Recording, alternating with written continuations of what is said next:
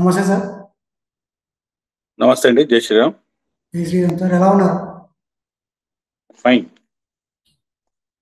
Sir మనం direct టాపిక్లో వెళ్ళిపోదామా సార్? సరే.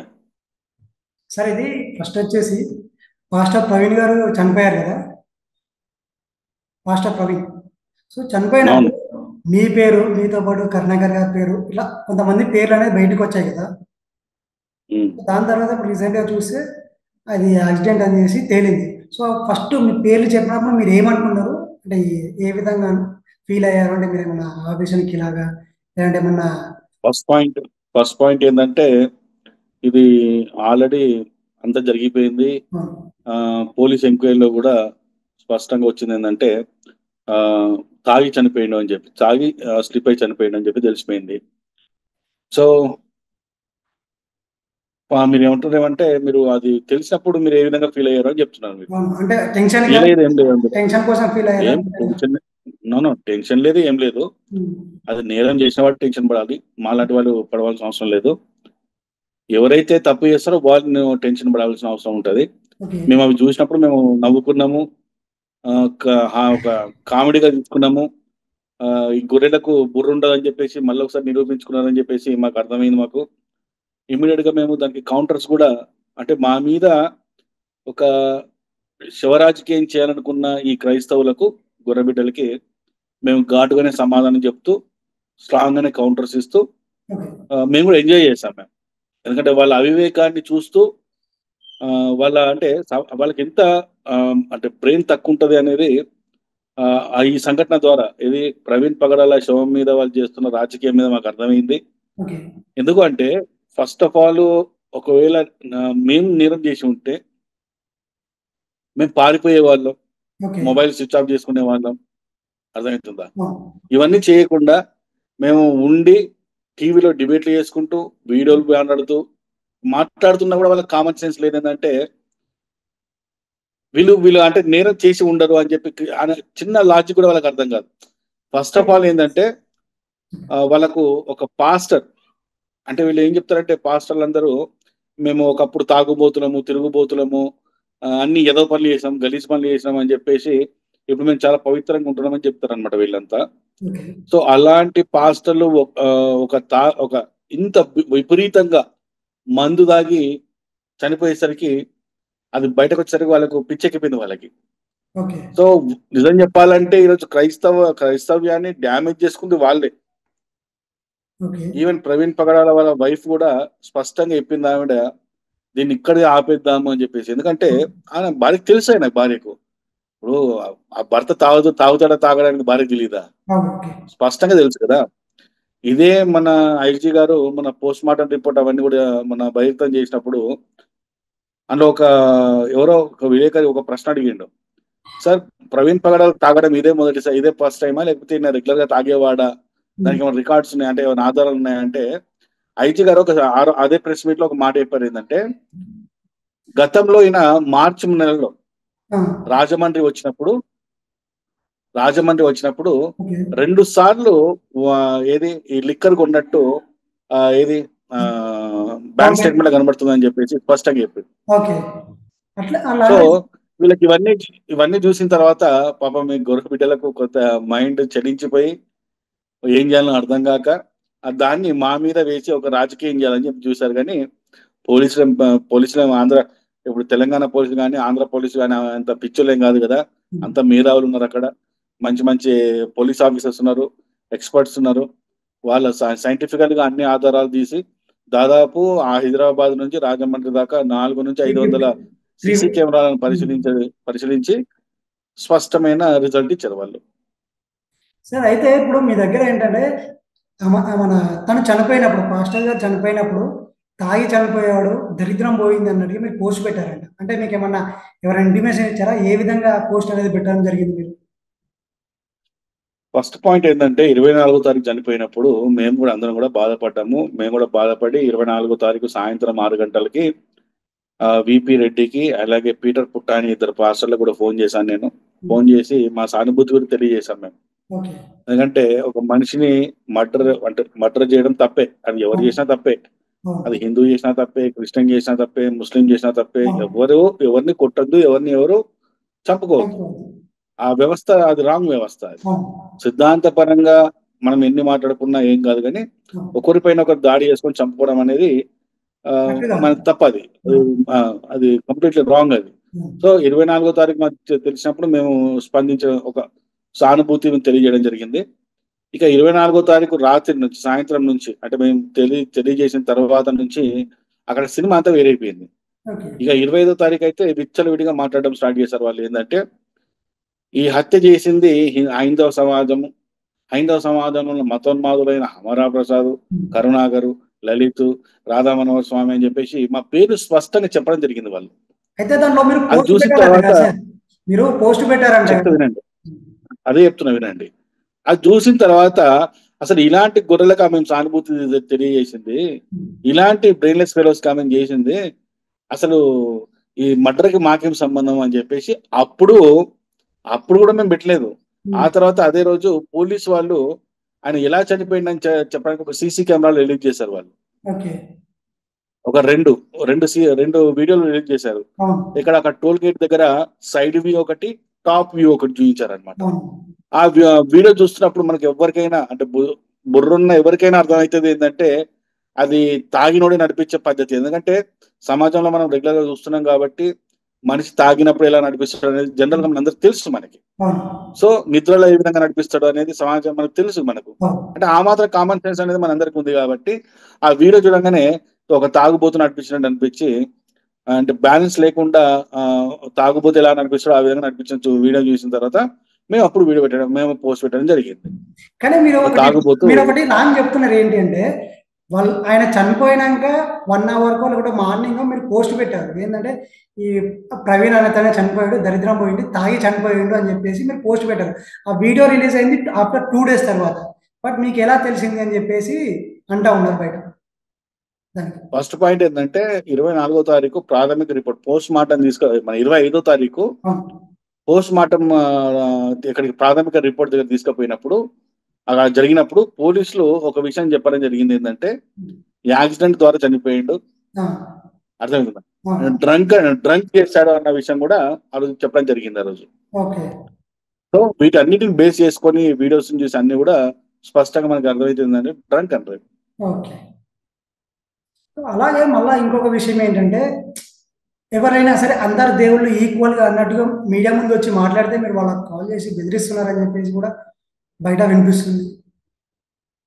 సరే, ఇప్పుడు ఈ దీనంత పచ్చి బూతు పదం ఇంకోటి లేదండి. అందరు దేవుళ్ళు ఒకటే అనేది హిందూ సమాజంలో హిందువులకు నరాల్లో నాటేశారండి. హ్మ్. ఇప్పుడు నేను యేసు, అల్లా, ఓకే. రాముడు ముగ్గురు దేవుళ్ళే అంటాను. అవును. ఆ ఏమంటారు అంత అంటే నాకు ఆ మెచ్యూరిటీ లెవెల్స్ నాకు ఉన్నాయి. ఓకే. కేవలం హిందూకి మాత్రమే ఉంటాయి ఆ మెచ్యూరిటీ లెవెల్స్. ఓకే. అరే ఆయన కూడా దేవుడే కదా, యేసు కూడా దేవుడే కదా. హ్మ్. సరే, అల్లా ముస్లిమ్స్ ముక్తున్నారు, ముస్లిమ్స్ వాళ్ళ దేవుడు కూడా దేవుడే కదా అవును. అనే మెచ్యూరిటీ లెవెల్స్ కేవలం హిందువులకు మాత్రమే ఉంది. ఓకే.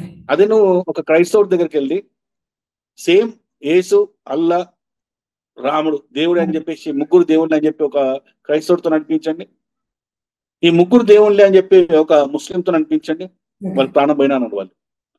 వాళ్ళు ఎప్పటికి కూడా మా దేవుడే దేవుడు, అవును. మిగతా మతం దేవుళ్ళు దేవుళ్ళు కాదు అని చెప్తారు వాళ్ళు. అవును. సైతాన్లు అంటారు. సో అందరు దేవుళ్ళు ఒకటే, అన్ని గ్రంథాల సారాంశం ఒకటే అని ఎవడని చెప్తే వాడిని చెప్పు తీసుకొని కొట్టాలి వాడిని. ఎందుకు? ఎందుకు అంటే సనాతన గ్రంథంలో సర్వేజన సుఖినో భవంతు అని ఉంటది. హ్మ్. బైబిల్లో అన్య మతస్థులు అని ఉంటది. అంటే వాళ్ళ యేసుని నమ్మని వాళ్ళంతా కూడా అన్య మతస్థులు. ఓకే. ఆ అన్య మతస్థులు మొక్కుతున్న విగ్రహాలను పగలగొట్టండి అని చెప్పి ఉంటది. ఓకే. ఆ అన్య మతస్థులను మొక్కుతున్న వాళ్ళను ఊరి చివర తీసుకెళ్లి రాళ్లతో కొట్టి చంపండి అని ఉంటది. అయితే ఇక్కడ అన్య మతస్థులు ఒక్క నిమిషం అండి నేను వినండి, నాది అయిపోలేదు వినండి. ఖురాన్ లో కూడా సేమ్ ఈ విధంగానే ఉంటది. హ్మ్. కానీ సనాతన హిందూ గ్రంథాల్లో ఏ గ్రంథంలో కూడా ఇలాంటి మాటలు ఉండవు. ఓకే.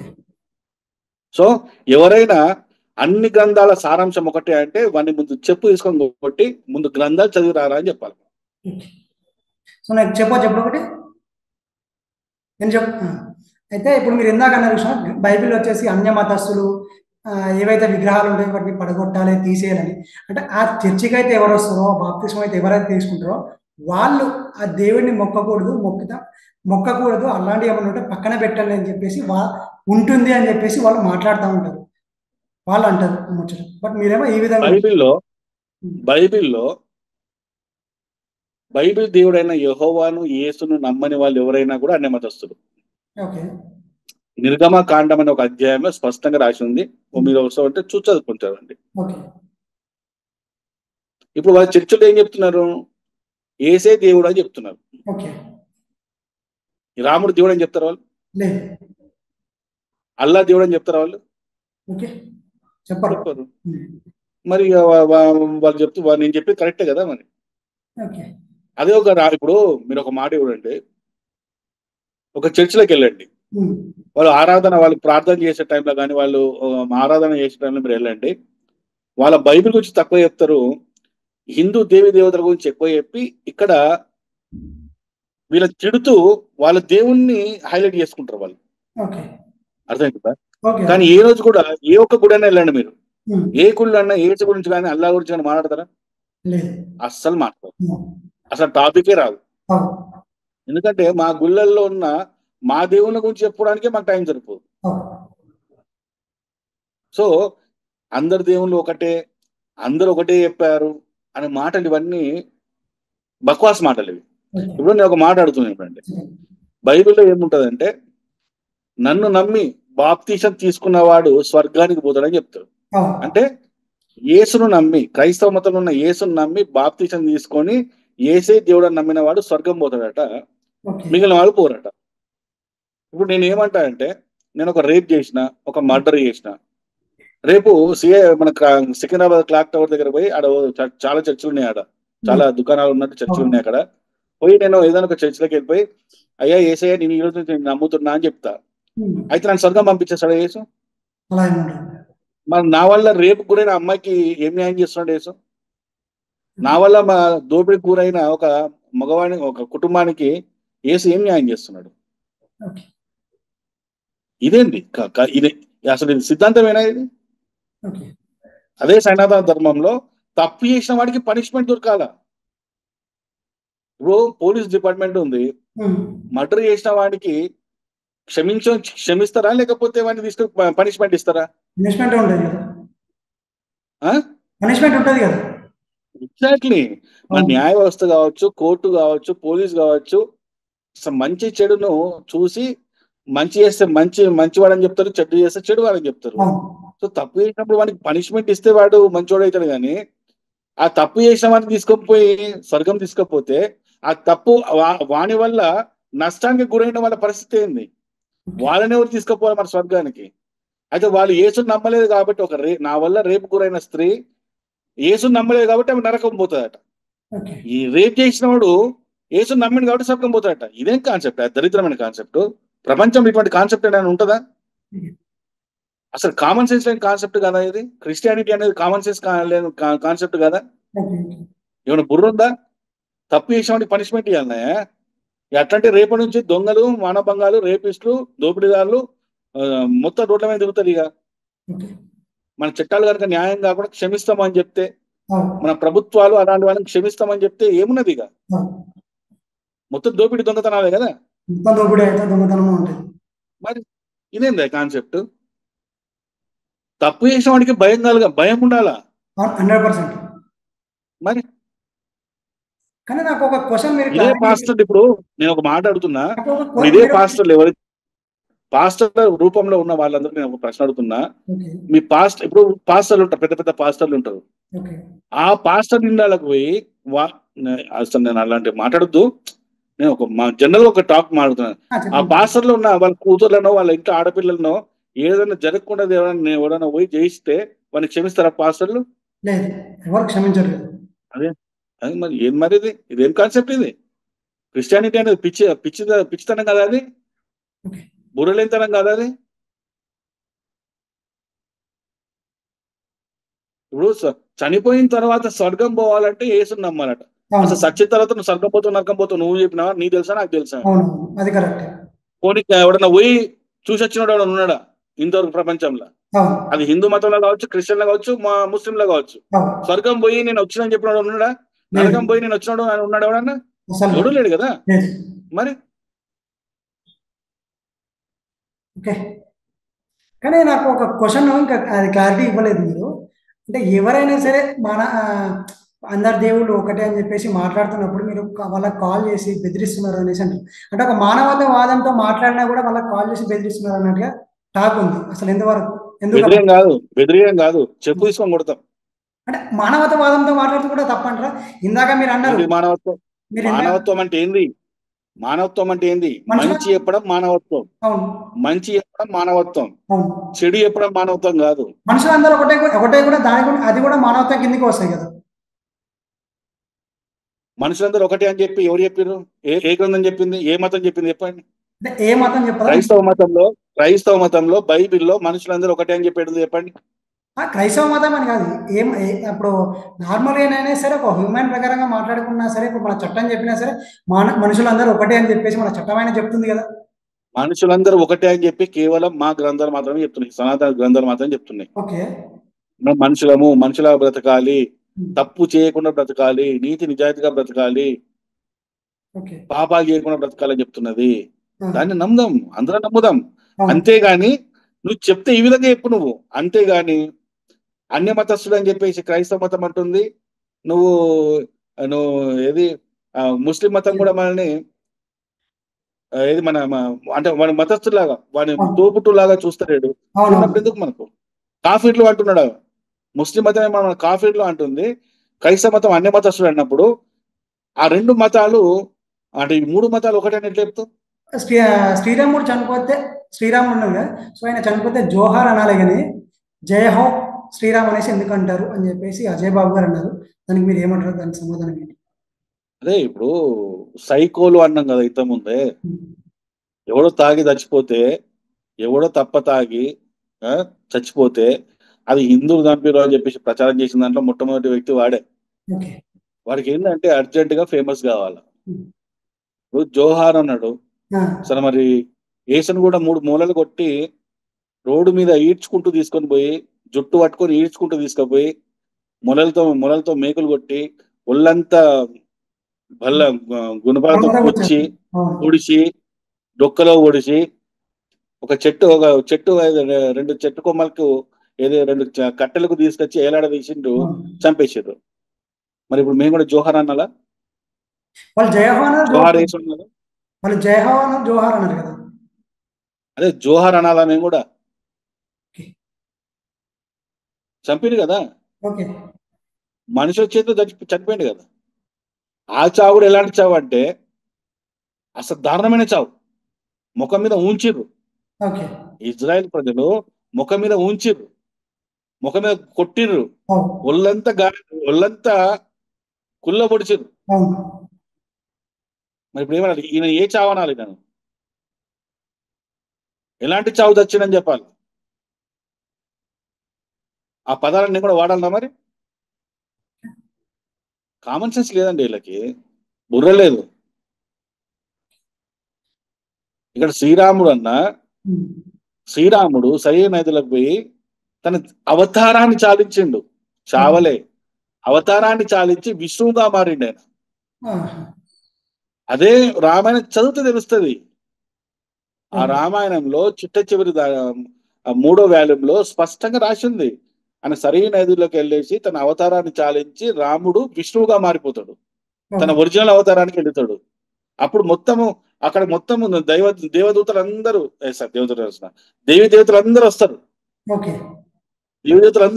వచ్చి అందరు పూలు చదువుతారు రాముడి మీద, విష్ణువు మీద. వీళ్ళు చదివితే తెలుస్తుంది కదా. ఇవన్నీ అక్కడ రాసి ఉన్నాయి ఆల్రెడీ, ఇవి కనపడే వాళ్ళకి. మేము కూడా చెప్పాలంటే జోహార్ అనే పదం చెప్పాలంటే మేము యేసు గురించి ఇంకా దూరంగా చెప్తాం. మేము సైనికులు పట్టుకోవడానికి వస్తుంటే పారిపోయిండు యేసు. చిక్కడు దొరకడు సినిమాలో రాజేంద్ర ప్రసాద్ వారిపోయిండు. ఇలాంటివి చెప్పమంటే మేము కూడా చెప్తాం, చాలా చెప్తాం మేము. ఇప్పుడు మన దేశం వచ్చేసి సెక్యులర్ దేశం అంటారు కదా. సో ఈ సెక్యులర్ దేశంలో ఎవరైనా ఏ మతాన్నైనా ప్రచారం చేసుకోవచ్చు అని చెప్పేసి అంటారు కదా. సో మరి ఒక మతాన్ని ఒకరు ప్రచారం చేసుకుంటే ఈ గొడవలు ఎందుకు అవుతుంది? మీకు ప్రాబ్లం ఏంటంటే జనాలకి ప్రాపర్గా ఏ విషయాలు కూడా ప్రాపర్గా తెలుసుకోరు. ఉమ్, సెక్యులర్ అనే పదము రాజ్యాంగం మొదటి నుంచి లేదు. ఓకే. 1950 మన 1950 నుంచి జనవరి 26 నుంచి మనకు సెక్యులర్ అనే పదం లేదు. ఓకే.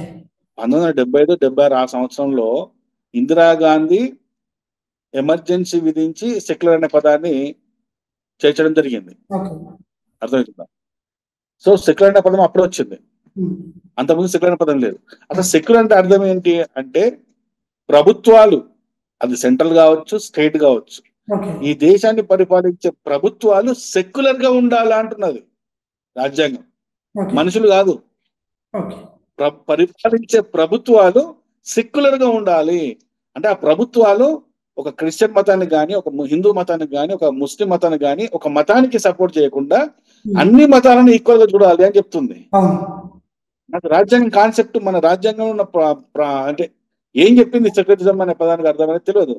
సో ఇది సెక్యులర్ దేశం కాబట్టి మనం అందరం ఈక్వల్ గా ఉండాలని కాదు, మనం కాదు, ఉమ్, పరిపాలించే వాళ్ళు, గవర్నమెంట్ ఎంప్లాయీస్ అంటే ప్రభుత్వానికి సంబంధించిన వాళ్ళు ఎవరైనా సరే తమ దగ్గరికి వచ్చి పని చేయించుకునేవాడు ఏ మతస్థుడైనా అందరినీ ఈక్వల్ గా చూడాలి అని చెప్తున్నారు.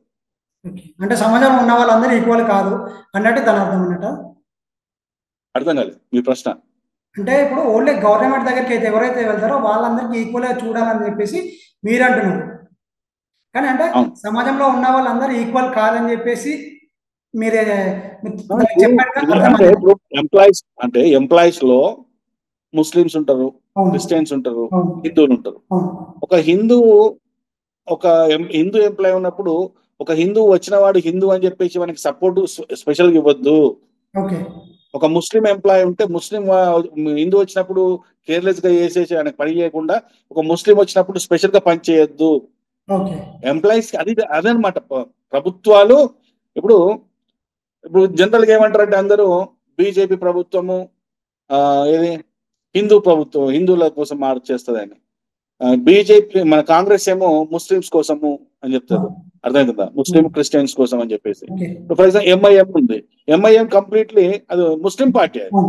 ఆ పార్టీలోనే ముస్లిం అని ఉంటుంది, ముస్లిమ్స్ కోసం మాత్రమే పాడు. ఎంఐఎం హిందువుల కోసం అయితే చేయదు కదా పని, క్రిస్టియన్ల కోసం అయితే వాళ్ళు పని చేయరు కదా. వాళ్ళు కంప్లీట్ గా ముస్లిమ్స్ అంటే రాజ్యాంగం అదే చెప్తుంది అనమాట. ఎవరైనా ప్రభుత్వాలు కానీ పార్టీలు కానీ ఎంప్లాయీస్ కానీ ప్రభుత్వానికి సంబంధించిన ఎవరైనా సరే కానీ వాళ్ళు సెక్యులర్గా ఉండాలి, ఈ దేశంలో ఉన్న అన్ని మతాలను ఈక్వల్ గా చూడాలి అని చెప్తారు అనమాట. ఇంకొక విషయము, ఇప్పుడు మనం స్కూల్లో భారతదేశం నా మాతృభూమి, భారతీయులందరూ మా సహోదరులు అని చెప్పేసి మనం చదువుకున్నాం కదా. సో దీన్ని మీరు మర్చిపోయారా, వాళ్ళు మర్చిపోయారా, లేకపోతే మర్చిపోయేలా చేస్తున్నారా అంటే ఏమంటారు? హిందువులు ఎప్పటికీ మర్చిపోలేదండి. హిందువులు ఎప్పటికి కూడా భారతదేశంలో ఉన్న భారతీయులందరూ నా సహోదరులు అనుకుంటున్నాడు. ఆ హిందూ అందుకే అనుకునేమంటున్నాడు, క్రిస్మస్ పండుగ వస్తే వాళ్ళు కేక్ ఇస్తే కేక్ తింటున్నాడు, వాళ్ళ చర్చికి పిలిస్తే చర్చికి పోతున్నాడు, మసీదుకి పిలిస్తే మసీదు పోతున్నాడు, వాళ్ళ ఏది మన రంజాన్ పండుగ వచ్చినప్పుడు వాళ్ళు ఏది ఇచ్చిన వాళ్ళు ఏమి ఇచ్చినా తింటారు వాళ్ళు. కానీ ఇక్కడ ప్రాబ్లం ఏమైతుందంటే జాతీయ జెండాను కూడా ఈరోజు ముస్లిం సమాజం పడుతుంది. చాలా మంది ముస్లిం సమాజంలో జెండాకు సైలెంట్ కూడా కొడతలేరు, జాతీయ గీత కూడా పాడతలేరు. క్రైస్తవులు కూడా అంతే. అర్థమవుతుందా? అదే మా హిందువుల పండుగ వచ్చినప్పుడు ఒక క్రిస్టియన్ని కానీ ఒక ముస్లింని కానీ మా గుడికి రారు వాళ్ళు. మా ప్రసాదము అని చెప్తే మీ ప్రసాదం మేము తినము అంటున్నారు. ఇప్పుడు చెప్పండి, ఈ దేశంలో భారతీయులందరూ నా సహోదరులు ఏ మతం? ఓకే, సరే నాకు ఒక క్వశ్చన్ అడగొచ్చండి. కేవలం హిందువులు మాత్రమే, కేవలం హిందూ మాత్రమే భారతం కావాలంటున్నాడు. అంటే ఈ భూమి ఈ నేలను తల్లిగా భావిస్తాం మేము. అది ఒక క్రైస్తవుని భారత్ మాతకు జయనమని చెప్పండి. భారత్ మాతకు నేను ఎందుకంట, నేను ఏసు జిందాబాద్ అంటాడు, ఏసుకు జయ అంటాడు. మేము కూడా రాముడికి జయ అంటాం రాబాయ్. కానీ దేవుడు కంటే ముఖ్యము తల్లి. మన ధర్మంలో ఏం చెప్తారంటే ఫస్ట్ తల్లిని చెప్తున్నాం మనం, తల్లికి మొదటి ప్రాధాన్యత ఇస్తాం మనం. కానీ క్రైస్తవ మతంలో తల్లికి ప్రాధాన్యత ఇస్తారా? మొన్న ఒక పాస్టర్ ఏమన్నాడు, తల్లిని మించిన దైవం అని ఒక పాట వస్తే ఆ పాటను విమర్శిస్తే ఏం మాట్లాడుతున్నాడు? తల్లిని మించిన దైవం లేదా? తల్లి దైవం ఏంద్రా పిచ్చోళ్ళారా అని చెప్తున్నాడు. వాడు మనిషా పశువా వాడు? తల్లేరా ఎదవా దైవం. నువ్వు పుట్టినప్పుడు నీ దేవుడు తెలుసా నీకు? నీకు దేవుడు తినిపించిండా? దేవుడు పాలు తాగిపించిండా? దేవుడు నీ ముడ్డు కడిగిండా? నువ్వు పాస్ చేస్తే కడిగి దేవుడురా? తల్లేరా గాడిద. అంటే చూడండి, వీళ్ళ భావజాలం మత మార్పిడి తర్వాత వీళ్ళ భావజాలం కన్న తల్లిని కూడా మొదటి ప్రాధాన్యం తల్లికి కాదు వాళ్ళ దేవుడికి అని చెప్పేసి మాట్లాడుతున్న దరిద్రమైన భావజాలం. అంటే మనిషిని ఒక సైకోగా మారుస్తుంది క్రైస్తవ మతం. కానీ సనాతన ధర్మం తల్లికి ప్రాధాన్యత ఏమంటాం, గురువుకు ప్రాధాన్యత ఏమంటాం, నెక్స్ట్ ఆ తర్వాత దేవుడికి ఏమని చెప్తాం, ఆ తర్వాత దేవుడికి, మూడో స్థానం దేవుడికి. ఇలాంటి మాటలు వాళ్ళు మాడతారా? అందుకే వాళ్ళు సైకోలు అంటాం, గొర్రెలు అంటాం. మేము కాదు గొర్రెలు అని చెప్పేది, బైబిల్లోనే ఏసీ చెప్తున్నాడు, ఐఎమ్ ద షెపర్డ్ అంటున్నాడు. నేను గొర్రెల కాపరిని అంటుండ ఆయన. అంటే మీ అందరు గొర్రెలు, మిమ్మల్ని కాపరిని నేను రక్షించేవాడిని నేను, మిమ్మల్ని కాపు కాచేవాడిని నేను అని ఏసీ చెప్తున్నాడు. మీ ఏసీ చెప్తున్నాడు మిమ్మల్ని గొర్రెలు అని. అని తెలుసు ఎంత బ్రెయిన్లెస్ అనేది. అది మేము గుర్తు చేస్తున్నాం. పాపం వాళ్ళకేమో మనసును పడతలేదు. అంటే మామూలుగా ఒక ఇద్దరు పాస్టర్లను భారత్ మాతకి జై అని చెప్పమంటే చెప్పారు. వీడియో ముందు చెప్పలేదు, బట్ మామూలుగా స్టార్టింగ్ లో చెప్పమంటే మాత్రం చెప్పారు. అంటే వాళ్ళు భారత మాతని గౌరవిస్తున్నట్టుగా మన దేశాన్ని. ఇప్పుడు ఒక పని చేయండి, మీరు మీ ఛానల్ ఉంది కదా, మీ ఛానల్ కలిసి ఏం చేయండి అంటే మా వెంబర్ రండి, మా వెంట రండి, మేము కొంతమంది పాస్టర్ దగ్గర తీసుకెళ్తాం. అర్థమైందా? తీసుకెళ్ళి వాళ్ళకి అడగమని చెప్తాం. అడగండి మీరు, భారత మాతకి ఎంతమంది మొగుళ్ళు అన్నోడు ఉన్నాడు, విజయ్ కుమార్ అని ఒక పాస్టర్. వాళ్ళని తీసుకొని బొక్కలు వేయించినాం. మరి ఈ దేశాన్ని విడగొట్టుమని ఎవడని అంటాడు హిందూ? ప్రాణం పోయిన అన్నాడు. కానీ క్రైస్తవులు ముస్లింలు రెడీ అంటారు, రెడీ. పాస్టర్లు అయితే ఈ దేశాన్ని మాకు భాగం ఇవ్వండి. విజయవాడ గుంటూరులో ర్యాలీలు చేసిర్రు, మీటింగ్లు పెట్టిర్రు. ఈ దేశాన్ని ఒక ముక్క వేసి మాకియండి. ఏంట్రా నీ కేక్, నీ క్రిస్మస్ కేక్ ముక్క అనుకుంటున్నావురా? ఈ దేశాన్ని విడగొట్టుడు అంటే తోలు తీస్తాం బిడ్డ, కత్తిరిస్తాం. ఏం కత్తిరిస్తామని నీకు అర్థమై ఉండాలా.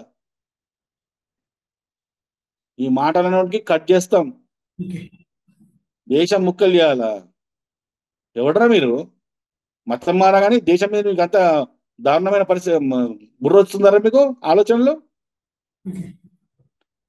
సండే రోజు సండే స్కూల్ అని చెప్పేసి క్రైస్తవులు నడుస్తుంటాయి, చిన్నపిల్లలే.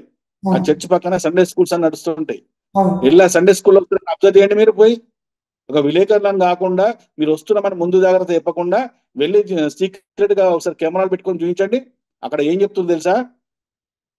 భారతీయులము, మనమందరం సహోదరులము, నీ ఇంటి పక్కడు నువ్వు బ్రదర్ లాగా, నీ అన్నదమ్మ సోదరులాగా చూడాలని చెప్తలేరు.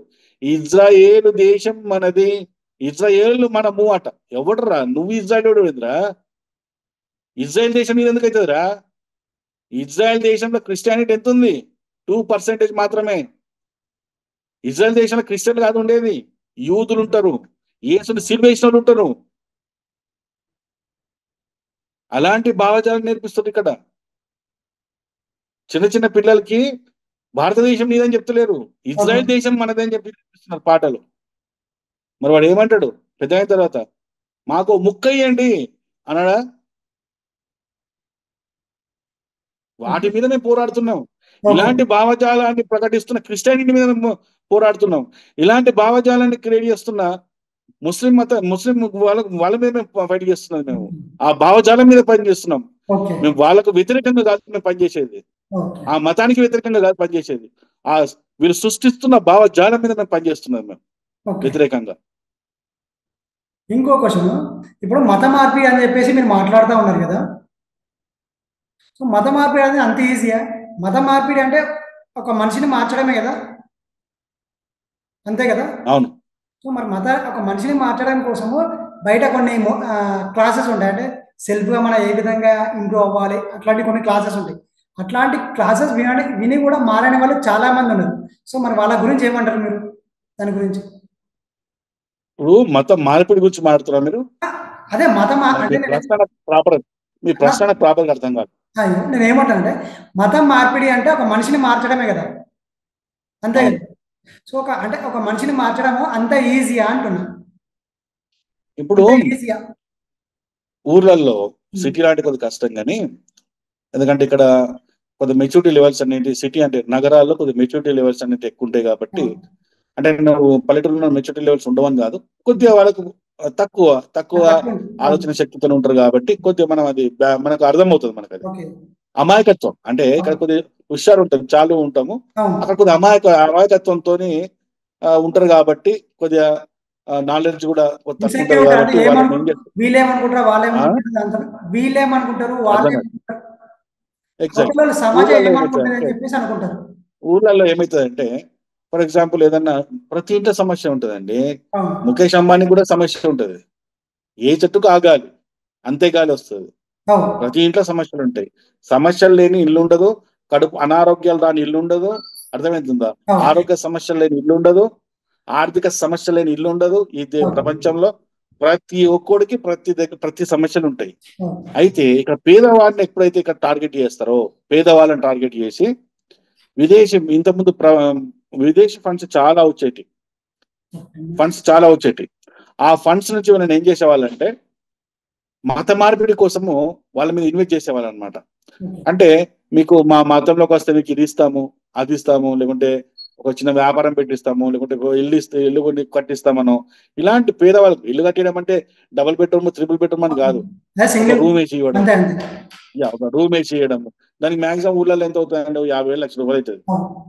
అదే ఇవన్నీ ఇన్వెస్ట్మెంట్స్ అనమాట. ఇవన్నీ ఇలా వాళ్ళకు ఏంటంటే అనారోగ్యం వచ్చినప్పుడు కూడా, కడుపు నొప్పినో, కాలు నొప్పి, లేకుంటే ఇంకేదో అయినప్పుడు ఏస్తో ఇప్పుడు చూడండి, ఇప్పుడు మీరు గవర్నమెంట్ హాస్పిటల్స్కి వెళ్ళండి, గాంధీ కావచ్చు, ఉస్మానియా కావచ్చు, ఎటైనా వెళ్ళండి, ఆ వార్డుల్లో బైబిల్ వేసుకొని పిశాచల్లాగా తిరుగుతుంటారు. అవును. పిశాచల్లాగా తిరుగుతుంటారు. మరి అక్కడ ఏ హిందువు కూడా కనబడాడు, అక్కడ భగవద్గీత పట్టుకొని తిరగాడు. అవును. వీళ్ళు పిశాచల్లాగా తిరిగి ఎవడైతే భయపడుతూ ఆ సమస్యల్లో ఉన్న వాడి దగ్గర పోయి ప్రార్థన చేసి, ఈ ప్రార్థన వల్ల మళ్ళీ 100% ఏం కాదు, ఒకవేళ బై ఛాన్స్ వాళ్ళకి మేలైంది అనుకో, మంచి జరిగింది అనుకో, చూసావా ప్రేయర్ చేయడం వల్లనే అయిపోయిందని చెప్తారు అనమాట. ఓకే. ఆ విధంగా వాళ్ళ మైండ్ సెట్ చేసుకొని మత మార్పిడి చేస్తారు. ఫస్ట్ ఏం చేస్తాడు, ఒకడు మారుతాడు. ఇప్పుడు ఫర్ ఎగ్జాంపుల్ వీళ్ళు మహిళల్ని టార్గెట్ చేస్తారు. ఫస్ట్ కుటుంబంలో స్త్రీని మార్చారు అనుకో, ఆ స్త్రీ ఏం చేస్తుంది, ఇంట్లో గొడవ చేసి అది చేసి ఇది చేసి భర్తను మార్చేస్తుంది. ఆటోమేటిక్గా పిల్లల్ని మారుస్తుంది. ఈ అయిపోగానే చుట్టాల మీద పడుతుంది, తర్వాత ఇంటి పక్కల మీద పడుతుంది. ఇదనమాట. ఈ విధంగా మత మార్పులు చేయడమే వాళ్ళ పని. వాళ్ళది మత మార్పిడి చాలా సింపుల్ అండి, వాళ్ళు చాలా ఈజీగా చేసేస్తారు వాళ్ళు, ఎందుకంటే ఎక్స్పర్ట్స్ వాళ్ళు. సార్ నా చిన్న క్వశ్చన్, ట్రైనింగ్స్ ఉంటాయి వాళ్ళకి, నా చిన్న స్పెషల్ క్వశ్చన్, ట్రైనింగ్స్ ఉంటాయి వాళ్ళకి. ఒక చిన్న క్వశ్చన్ ఏంటంటే ఇప్పుడు మీరు మత మార్పిడి వచ్చేసి పలానా ఊర్లలోకి వెళ్ళేసి మీకు ఇల్లు కట్టిస్తా, మన హెల్త్ పరంగా చూసుకుంటామని చెప్పేసి వాళ్ళకు ఒక ధీమా లాగా భరోసా లాగా ఇస్తున్నారు, దానివల్ల మతం మారుతున్నారు అని చెప్పేసి అంటున్నారు కదా. అవును. సో అది హిందువులందరూ వెళ్ళి అట్లాంటి వాళ్ళకి ఆదుకుంటే ఇట్లా మత మార్పిడి అనేది జరగదు కదా మరి. ఆ విధంగా కూడా ఒకసారి ఆలోచించారు. హిందూ సమాజంలో ఉన్న ప్రాబ్లం ఏంటంటే ఎవడికి వాడే వన్ లైఫ్ ఉంటుంది ఇక్కడ. పక్కోడు గురించి ఆలోచించేంత టైం వాడికి ఉండదు. ఉన్న ఇప్పుడు మనకి ఎట్లుంటుంది అంటే బ్రదర్, ఇప్పుడు సంవత్సరానికి ఒక 20 పండుగలు ఉంటాయి, మనకి ఫంక్షన్స్ ఉంటాయి. అర్థమవుతుందా? మన ఆదాయం ఇంత, ఖర్చు ఎక్కువ ఉంటుంది మనకు. సో మనకి ఏమవుతాయంటే ఈ వాడి ఈ పోరాటంలో వాడు ఎప్పుడు బిజీనే ఉంటాడు వాడు. ఇప్పుడు చూడండి, ఇప్పుడు మనము గుడికి వెళ్తాం మామూలుగా జనరల్ గా. మన గుళ్ళల్లో పూజారి మనకి ఎప్పుడన్నా నువ్వు మొన్న పోయిన శుక్రవారం రాలేదయ్యా, లేకపోతే పోయిన శనివారం రాలేదయ్యా, లేకపోతే పోయిన సోమవారం రాలేదా అని అడుగుతాడా మనకు? అడగరు. ఎవరి లైఫ్ వాళ్ళదే. నువ్వు రావాలనుకుంటే రా, పోవాలనుకుంటే పో, అంతే ఉంటది. సో పక్కోడికి వాడికి మత మార్పిడి చేస్తున్నాడు కదా, వాడిని మనం కాపాడుదామన్న ఆలోచన ఎంత ఉండదు. అంత ఆలోచన, అంత ఐక్యమత్యం కనుక మన దగ్గర ఉండింటే 800 సంవత్సరాలు 1000 సంవత్సరాలు మనం బానిసలుగా బతికే వాళ్ళం కాదు మనం. సో ఇప్పుడు మనకు అవేర్నెస్ అనేది గత ఒక 15 సంవత్సరాల నుంచి అవేర్నెస్ బాగా పెరిగింది. ఈ దేశంలో ఏమవుతుంది, అంతకుముందు ప్రభుత్వాలు హిందువులకు వ్యతిరేకంగా ఎలాంటి జీవోలు తీసుకొచ్చారు, మన పరిస్థితి ఏ విధంగా అవుతుంది? హిందూయిజం అనేది ఈ దేశంలో రాను రాను పరిస్థితి ఎలికి తీసుకొస్తున్నారు. ఇప్పుడు చూడండి బెంగాల్‌లో పరిస్థితి చూడండి. ఏం జరుగుతుంది అక్కడ? ఓకే. కింద ఆంధ్రప్రదేశ్‌లో వైసీపీ గవర్నమెంట్ ఉన్నప్పుడు ఎన్ని మత మార్పిడులు జరిగినాయి? అంతకుముందు ఏది మన వైఎస్ఆర్ రాజశేఖర రెడ్డి ఉన్నప్పుడు ఎన్ని మత మార్పులు జరిగినాయి ఈ రాష్ట్రంలో? ఓకే. కేరళలో ఏం జరుగుతుంది? తమిళనాడులో ఏం జరుగుతుంది? అంతెందుకు పక్కన కర్ణాటక. కర్ణాటకలో హిందువుల పరిస్థితి ఏంది? సో మనకి ఇప్పుడు అవేర్‌నెస్ పెరుగుతున్నది. గత 10-15 ఇయర్స్ బ్యాక్ మనం ఇంత ఆలోచించలేదు మనం. సో ఈ అవేర్‌నెస్ అనేది ఇప్పుడు స్టార్ట్ అయింది కాబట్టి, అందుకే ఇప్పుడే చైతన్యం వస్తుంది కాబట్టి, మత మార్పిడి ఈ పిశాచాలు మన ఇళ్ళకి వస్తున్నప్పుడు మనం వాళ్ళని అడ్డుకుంటున్నాం. ఈ రోజు అడ్డుకుంటున్నారు సమాజంలో. ఓకే. వచ్చి మా దేవుడే గొప్ప దేవుడు, మా దేవుడే గొప్ప అనేసరికి ఎట్లా దేవుడురా నీకు? నీ దేవుడు ఎవడురా? అసలు నువ్వు ఎవడురా నువ్వు? నీ దేవుడు గొప్ప ఏంట్రా? నాకు నా దేవుడు ఇప్పుడు మీ నాన్న గొప్ప అయితే మీ నాన్న గొప్ప అని చెప్పు. అంతే. అవును. మనందరికీ నీకైనా నాకైనా మా నాన్ననే మా నాన్న అని చెప్తే కాలదా? చెప్పు తీసుకొని కొడతాం మటుకు. అవును. మా నాన్న మాకున్నాడు రావే. అవును. మాకు నాన్న గొప్ప మాకుంది. మీ నాన్న గొప్ప అయితే నువ్వు ఉంచుకో, నీ ఇంట్లో ఉంచుకో. అవును. నాకు వచ్చింది చెప్తున్నావు. ఈ అవేర్‌నెస్ ఇవాళ మేము తీసుకురాగలిగాము. ఈ రోజు ఆ అవేర్‌నెస్ తోనే జనాల్లో చైతన్యం వచ్చింది. ఈ పిశాచాలు, మత మార్పిడి పిశాచాలు హిందువుల ఇళ్ళకి వస్తుంటే పెంట నీళ్ళతోని కొడుతున్నారు, చెప్పులతోని కొడుతున్నారు, తరిమి తరిమి కొడుతున్నారు. బైబిల్‌లో ఉన్న వచనాలను చూపించి కూడా తరిమి కొడుతున్నారు. ఇంకొకటి నా లాస్ట్ క్వశ్చన్. అజయ్ బాబు గారిని కూడా మేము చంపేస్తాము. నెక్స్ట్ మీరే అని టార్గెట్ పెట్టేసి అన్నారంట కదా! దానికి ఏమంటారు? ఇది రాంగ్ స్టేట్మెంట్స్ ఇవన్నీ కూడా. అజయ్ బాబును మేము ఎవరిని అజయ్ బాబుని ఇప్పుడు చంపుతామంటే అంతకుముందు మేము ఎవరైనా చంపినామా? ఏమో ఆ స్టేట్మెంట్ ఇచ్చారంట. కత్తి మహేష్ వినండి, కత్తి మహేష్ చంపింది ఎవరు? చంపిండా? యాక్సిడెంట్ చచ్చిపోయిందా? హెల్త్‌గా ప్రాబ్లమ్ యాక్సిడెంట్ కూడా యాక్సిడెంట్ చచ్చిపోయిండు. ప్రవీణ్ పగడాలో ఉన్నాడు. ఆయన వాళ్ళని చంపేసిరా? తప్ప తాగి స్కిడ్ అయి చచ్చిపోయిండా? ఓకే. పోలీస్ ఇచ్చిన స్టేట్మెంట్ ప్రకారం తప్ప తాగి స్కిడ్ అయి చచ్చిండు. అంతే.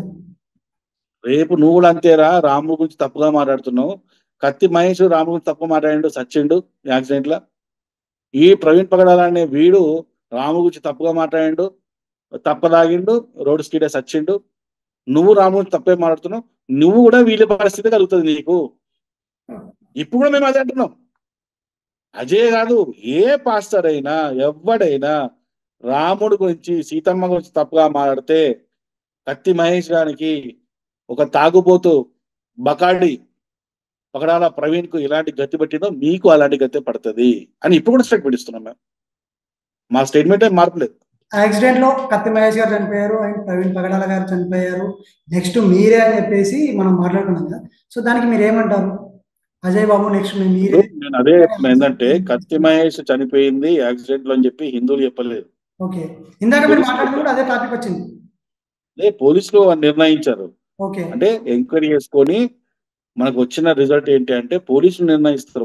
మీరో నేనో కాదు నిర్ణయించాల్సింది, పాస్టర్లో కాదు నిర్ణయించాల్సింది.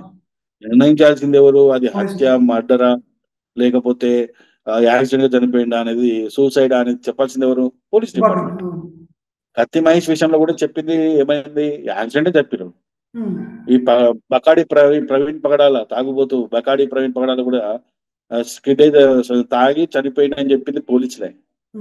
అర్థమవుతుందా? సో మీకు కూడా ఇదే గతి పడుతుంది రా అని చెప్పి ఇప్పుడున్న పాస్టర్ అందరికీ చెప్తున్నాను. మా స్టేట్మెంట్లు ఏం మార్పు లేదు.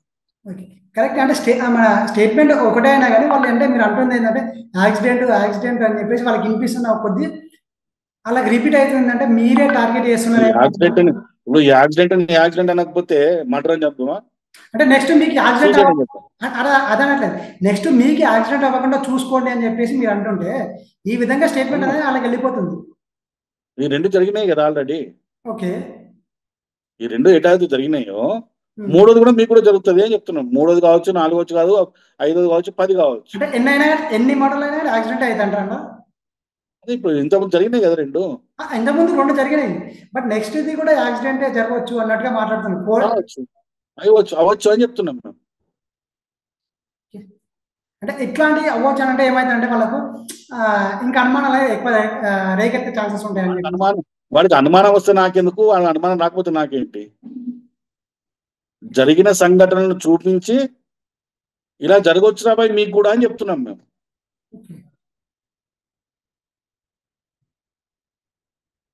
ఓకే. సో ఇంకొకటి ఇప్పుడు మన భారతదేశం వచ్చేసి ఎక్కువ మన హిందువుల దేశం కదా ఇది. సో హిందువుల దేశంలో ఆల్మోస్ట్ జాగా మొత్తము మన హిందువులదే. బట్ వక్ఫ్ బోర్డ్ మాత్రం థర్డ్ ప్లేస్లో ఉంది. ఆ ల్యాండ్ అంతా మనదే కదా, మరి వాళ్ళ చేతికి ఎలా వెళ్ళింది? అదే కదా ఇప్పుడు ప్రాబ్లం అంతా అదే. ఎందుకంటే ఇంతకాలము అంటే మా కాంగ్రెస్ ప్రభుత్వం ఉన్నప్పుడు వక్ఫ్ బోర్డ్ చట్టాల్లో మార్పులు తీసుకొచ్చారు వాళ్ళు. ఓకే. ఎలాంటి మార్పులు తీసుకొచ్చారంటే మనకు ఆ విషయాలు ఇప్పుడు తెలుస్తున్నాయి మనకి. గత 10 సంవత్సరాల నుంచి మనకు తెలుస్తుంది. అంతకుముందు వక్ఫ్ బోర్డ్ చట్టాలు ఉన్నాయి. ఆ చట్టాల్లో వక్ఫ్ బోర్డు ఒక దేవాలయం చూసి లేకుంటే ఒక ఊరుని చూసి ఈ ఊరు మీద మనం బస్ ఎక్కేటప్పుడు కర్చీఫ్ వేసి నాది అని అంటాం చూడండి, అవును. నా సీటు అని. అవును. ఆ విధంగా ఒక ఒక లెటర్ పంపించేసి నోటీస్ పంపించేసి ఈ రోజు నుంచి ఈ ఊరు మాదే అని చెప్తా అల్లదే. ఓకే. కనీసము మన హిందువులము అది నాది అని పేపర్లు చూయించుకోవడానికి కూడా హక్కు లేదు మనకి. వాడిది అంటే వాడిదే ఫిక్స్. ఓకే. అలా మన దేవాలయాలు కావచ్చు. అసలు కొన్ని దేవాలయాలు ఉన్నాయి. అసలు ముస్లిం మతం పుట్టే 1500 సంవత్సరాలు అవుతుంది. ఈ ఉమ్. ముస్లిం మతం పుట్టక ముందు నుంచి ఉన్న దేవాలయాలు కూడా ఉన్నాయి. అంటే భూమి మీద ముస్లిం మతం పుట్టినప్పటి నుంచి కూడా ఉన్న దేవాలయాలు ఉన్నాయి.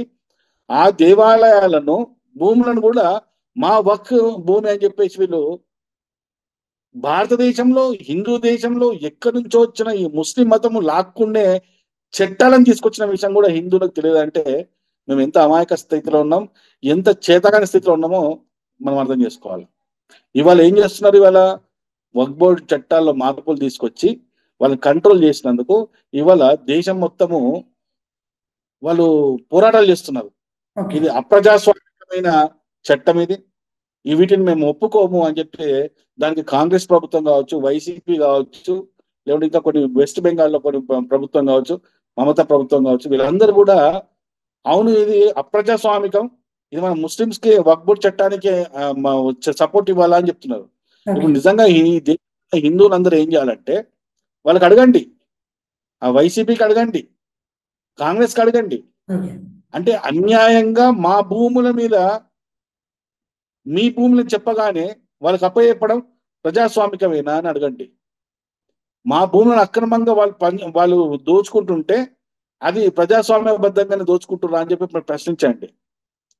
హిందువులంతా ప్రశ్నించాలి. ఓకే. ఇలాంటి చట్టాలు మన దేశంలో గత కొన్ని సంవత్సరాలుగా ఉండి అసలు ముస్లింల భూములు లేదని నాకు అర్థం కాదు. ఈ దేశం మీద దండయాత్రలు చేసి మనల్ని బానిసలుగా చేసి మన దేవాలయాలను, మన భూముల్ని, ఇక్కడ ఉన్న స్త్రీలను దోచుకున్న మతాలు ఇవి. ఓకే. మనల్ని బానిసత్వంలోకి నెట్టిన మతాలు ఇవి. ఈ మతాలు ఈరోజు సెంట్రల్ గవర్నమెంట్ కంటే, రైల్వే డిపార్ట్మెంట్ కంటే, ఆ రెండు వ్యవస్థల తర్వాత మూడో వ్యవస్థ ప్రధాన పెద్ద భూములు వినే ఏకలు వచ్చినాయి. ఇవాళ ఇది ప్రశ్నించాలా? ఇవాళ ఈ దేశ ప్రభుత్వము ఈ భూములను తీసేసుకోవాలి. అలాగే క్రైస్తవ మతంలో ఉన్న భూములను కూడా ఈ ప్రభుత్వం తీసేసుకోవాలి. బ్రిటిష్ కాలంలో ఉన్నప్పుడు 100 సంవత్సరాలు లీజుకి ఇచ్చిన భూములు ఉన్నాయండి. 100 సంవత్సరాలు కాదు, ఇప్పుడు దాదాపు ఎన్నో సంవత్సరాలు గడిచిపోయింది. ఇప్పటికీ 100 సంవత్సరాలు గడిచిపోయినాయి ఆల్రెడీ. మరి ఇప్పుడు 100 సంవత్సరాలు గడిచిపోయినాయి అంటే ఆ భూములు అప్పచెప్పాలి కదా, అప్పచెప్పని వద్దా? మరి అప్పచెప్పాలి అంటే ఒక చట్టాలు తీసుకురావాలి కదా. ఇప్పుడు ఇంకా వాళ్ళ దగ్గర ఎందుకు ఉన్నాయి ఆ భూములు? సో క్రిస్టియానిటీ కూడా దీని మీద చట్టాలు తీసుకొచ్చి ఆ భూములన్నీ కూడా తీసుకోవాల్సిన పరిస్థితి ఇప్పుడు వచ్చింది. ఇది హిందువుల భూమి, హిందువుల దేశము. ఇక్కడ ప్రభుత్వ ఆధీనంలోనే ఉండాలి భూములన్నీ, ప్రైవేటు మతాల ఆధీనంలో ఉండొద్దు. హిందూ దేవాలయాల భూములు కూడా హిందువుల చేతుల్లో లేవు, ప్రభుత్వ చేతుల్లోనే ఉన్నాయి. దేవాదాయ శాఖ అని ప్రభుత్వ చేతుల్లో ఉంది. మరి అటువంటిప్పుడు క్రైస్తవ భూములు కూడా ఎక్కడ ఉండాలి? ప్రభుత్వ ఆధీనంలో ఉండాలి. ముస్లిం భూములు కూడా ప్రభుత్వ ఆధీనంలో ఉండాలి. అవి మాత్రం ఎందుకు ఉంటలేవు? అవి ఖచ్చితంగా ఈ చట్టాలు మార్పు రావాల్సిందే. సో ఇంకో క్వశ్చన్ ఏంటంటే, ఇప్పుడు మన క్రిస్టియన్ అండ్ ముస్లిం ఇద్దరు ఒకటే అన్నట్టుగా అంటూ ఉంటారు. సో అది మీరు ఏమంటారు దానికి? అంటే వాళ్ళ బైబిల్ కానీ ఖురాన్ కానీ ఏంటంటే అబ్రహాంకు పుట్టిన సంతానమే ముస్లిమ్స్, క్రిస్టియన్స్ అని చెప్తారనమాట వాళ్ళు. బైబిల్లో అబ్రహాం అని ఒక పాత్ర ఉంటుంది. ఆ పాత్రకు పుట్టిన పిల్లలే ఇద్దరు పిల్లలు, మగ పిల్లలు, ఒకరు ముస్లిం అయితే ఒకరు ఈసా ఇస్మాయిల్, ఈసాక్ సంథింగ్ పేర్లు ఉంటాయి వాళ్ళకి. సో వాళ్ళిద్దరు సంతానమే ఈ రెండు మతాలు అని చెప్పేసి బైబిల్లో, ఖురాన్ లో ఉంటది కాబట్టి వాళ్ళు అన్నదమ్ముల్లాగా ఫీల్ అవుతారు. కానీ అదేందో కానీ ఇక్కడ క్రిస్టియన్ ముస్లిమ్స్ ఏకం కావాలంటారు కానీ ఇజ్రాయెల్ దేశంలో కావచ్చు, పాలస్తీనాలో కావచ్చు, అక్కడంతా కూడా యుద్ధాలు జరుగుతున్నాయి. ఎవరి మధ్య యుద్ధాలు జరుగుతున్నాయండి? ఆ అన్నదమ్ముల మధ్యనే యుద్ధాలు జరుగుతున్నాయి. అక్కడ తన్నుకు వస్తున్నారు. పోయి ఆడికి పోయిండి, అక్కడికి పోయినా ఆపండి. ఇంకొకటి మనకు లాస్ట్ క్వశ్చన్ ఆ, ఇప్పుడు మీరు డెబిట్లు పెడుతుంటారు, మీరనంగా క్రిస్టియన్గా కూర్చొని డెబిట్లు పెడుతుంటారు. ఆ డెబిట్ల వల్ల ఎవరు లాస్ అవుతారు? మీరు లాస్ అవుతున్నారా, వాళ్ళు లాస్ అవుతున్నారా, లేకుంటే సామాన్య ప్రజలు లాస్ అవుతున్నారా అంటే ఏమంటారు? ఎవరు లాస్ట్ అయ్యానండి? డిబేట్ల వల్ల ఏమైతే ఎప్పటికీ కానీ చర్చల ద్వారా ఒక నాలెడ్జ్ అనేది వస్తుంది. కరెక్ట్. ఎప్పటికీ కొట్టుకునే దానికంటే చర్చలు జరిపినప్పుడే అవేర్నెస్ పెరుగుతుంది. ఎస్. ఇప్పుడు రెండు రెండు రెండు మతాలు ఒక డిబేట్ చేస్తున్నప్పుడు ఏ గ్రంథంలో ఏముంది, ఏ గ్రంథం ఏ నీతి ఎలాంటి నీతి చెప్తున్నది, ఏ గ్రంథం ఏం చెప్తుందని చెప్పిన. ఇంతకుముందు మీకు చెప్పిన బాప్తిజంలో, క్రిస్టియానిటీలో నన్ను నమ్మి బాప్తిజం తీసుకుంటే నేను పరలోకంలో స్వర్గం తాళాలు తీసి పెడతా, వచ్చేయండి అంటారు. మళ్ళీ వాళ్ళు చెప్పేటోళ్ళు ఎంతైంది, నేను పాపిస్టోని, తాగుబోతుని, డ్రంకర్ని, రేపిస్ట్ని, మర్డర్ చేసినని. ఈ పాస్టర్ పైన కూడా చెప్పింది కదా, నేను ఒక మర్డర్ చేసిన అని చెప్పి. ఇలాంటి పాపాత్ములే ఆ క్రైస్తవ మతంలో పోతారు. కానీ అది గతం కదా. ఇలాంటి మర్డర్ అది గతంలోనే ఇప్పుడు మర్డర్ చేసిన కదా, మర్డర్ చేసిన అంటాడు కదా. తమ్ముడు నేను చెప్పేది విని తమ్ముడు. గతంలో ప్రవీణ్ పగడాల మర్డర్ చేసిండు, ఓకే, యేసు నమ్ముకున్నాడు, ఇప్పుడు స్వర్గానికి పోతున్నాడు. మరి ఈ ప్రవీణ్ పగడాల చేతిలో దెబ్బలు తినో, లేకుంటే చావు బతుకులు దాకా పోయో, లేకుంటే చచ్చినోడు పరిస్థితి ఏంది? వాడు యేసు నమ్ముడు, అప్పుడు ఆయన పరిస్థితి ఏంది? నేను చెప్పేది అది కదా. అదే హిందూ ధర్మం ప్రకారం అయితే ప్రవీణ్ పగడాలకు శిక్ష పడుతుంది, నరకాన్ని పంపిస్తారు.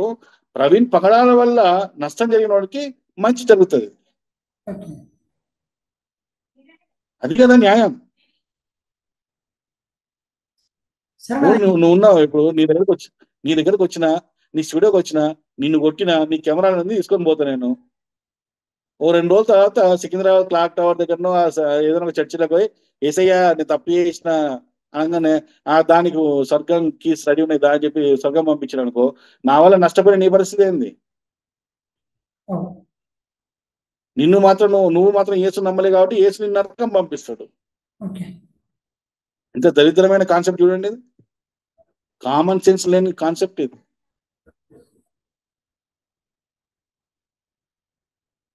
సో చర్చల ద్వారా ఇవన్నీ మంచి చెడు తెలుస్తుంది. సనాతన గ్రంథం ఏం చెప్పిందో తెలుస్తుంది. సర్వేజన సుఖినోభవంతో అని చెప్పింది. అక్కడ అన్యమతస్థులు అని చెప్తున్నది క్రిస్టియానిటీలో. ఇవన్నీ కూడా జనాలకు తెలిసి ఆ మతంలో పోవాలా వద్దని నిర్ణయించుకుంటాడు.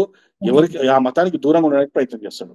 ఇంకొక ఇప్పుడు సర్వజన సుఖినో భవంతి అంటారు కదా, సో ఒక్కసారి దాని మీనింగ్ చెప్తారు. అందరూ, సర్వం, ప్రాణకోటి మొత్తం, ప్రాణమున్న సర్వం, అందులో మనిషే కాదు, మొక్కలు కూడా వస్తాయి, జంతువులు కూడా వస్తాయి. ప్రాణమున్న ప్రతి ఒక్కటి. మా హిందూ సనాతన ధర్మంలో అన్నిట్లో దైవం చూస్తాం మేము. మంచి చేసిన వాడిలో కూడా దైవం చూస్తాం. ప్రాణం ఇచ్చే గాలిని కూడా దేవునిగా చూస్తాం మేము. గాలి కనబడదు కానీ మేము దేవునిగా చూస్తాం మేము. సాక్షాత్తు సూర్యుని కూడా సాక్షాత్తు దైవం అని చెప్తాం మేము. కనబడుతున్న దైవం అని చెప్తాం.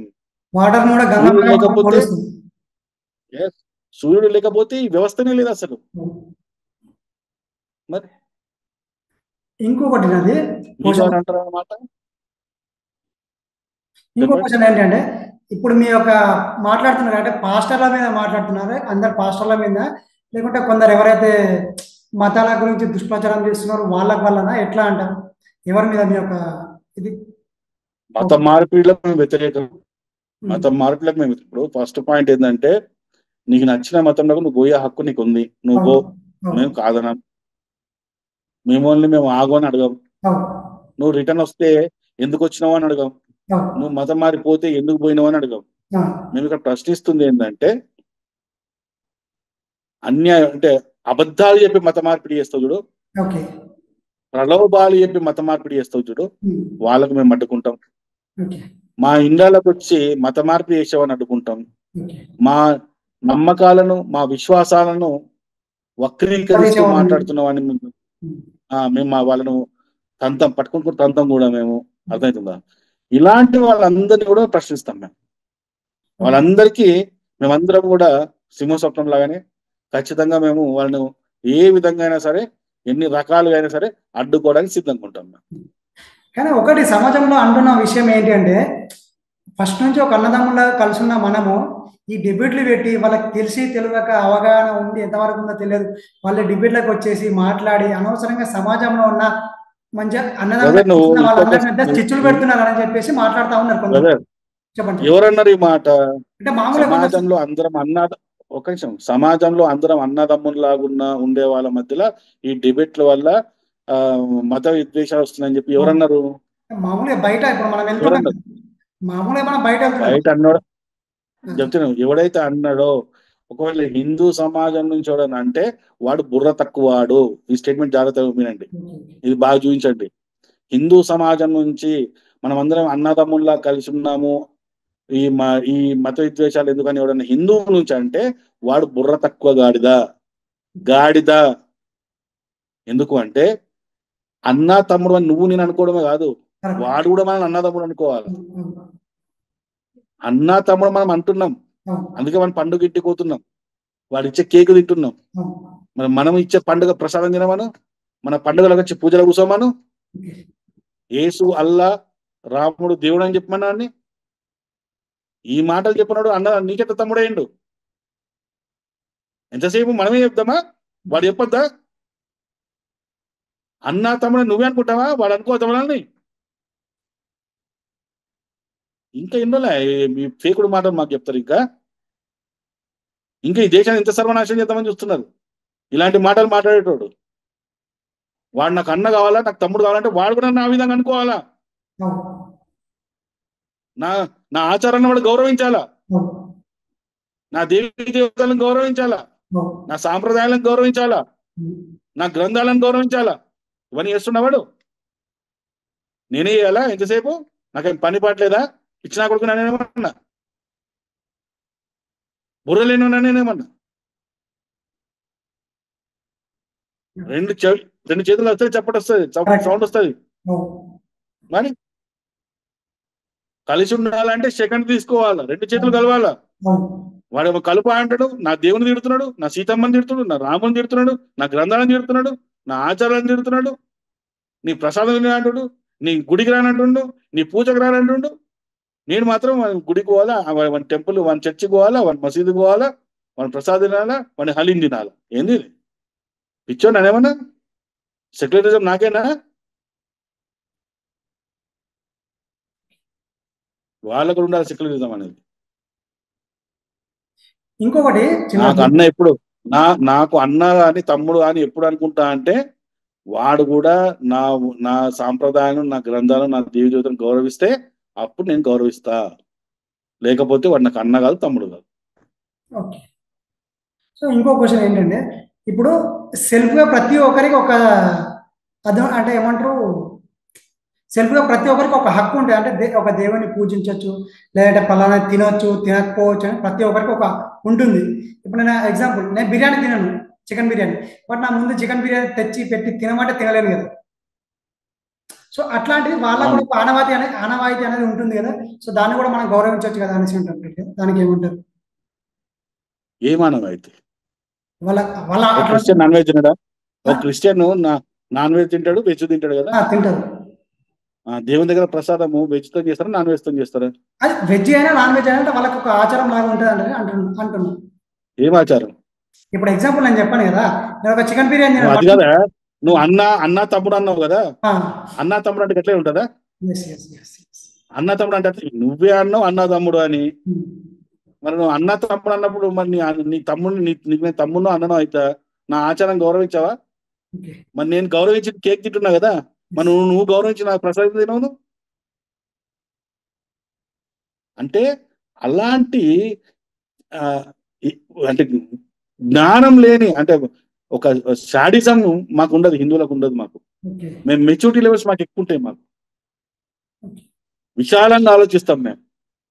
మేము కూడా ఆలోచించవచ్చు కదా. అవును. ఇప్పుడు వాళ్ళు నాన్ వెజ్ తింటారు. నాన్ వెజ్ తినని వాళ్ళు, హిందువుల నాన్ వెజ్ తినే వాళ్ళు చాలా మంది ఉన్నారు. అవును. ఓన్లీ వెజిటేరియన్ తినే వాళ్ళు ఉంటారు. ఉమ్. మరి వాళ్ళ దగ్గర పోకుండా ఉండొచ్చు, ఉంటారా? అట్లా ఉండరు కదా. అట్లా వాడి ఇష్టం, వాడు ఏమైనా తినని. అని వెజిటేరియన్ తినేటప్పుడు కూడా ఇంటికి పోతాడు కదా. అవును. ఆయన ఇంట్లో అవసరం అయితే చాయ్ ఇస్తే తాగుతాడు కదా.